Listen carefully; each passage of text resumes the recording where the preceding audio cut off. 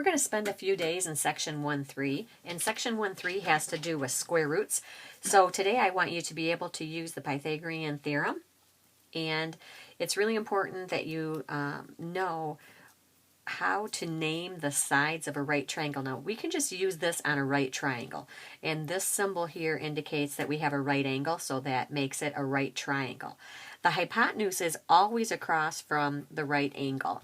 Another way that you can think about it is if you look at the two sides that make the right triangle,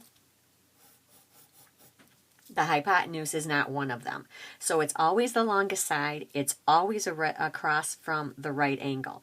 Now, if a triangle is a right triangle, and we're just going to label the legs A and B, and the hypotenuse we're going to label C. This is the most important side to pick out.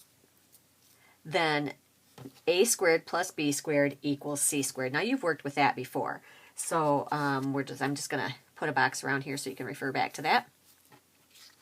All right, so if we have a right triangle and we have it labeled with, let me slide this down a little bit, x, 12, and 13, we first need to identify the hypotenuse.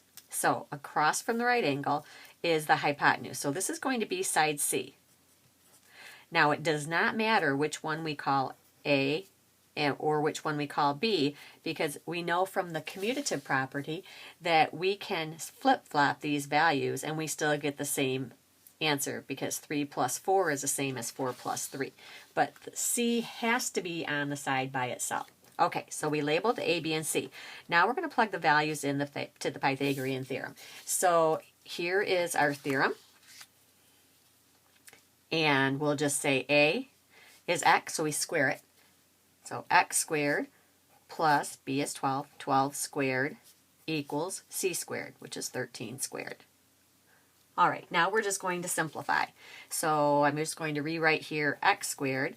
12 squared is 144. 13 squared is 169. Okay, now we're going to solve for the missing variable. So that means I want to find x.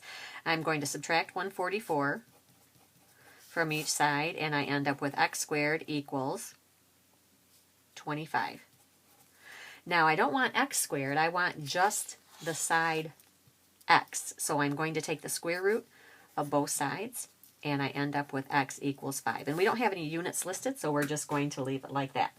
Okay, now you're going to do the you try it.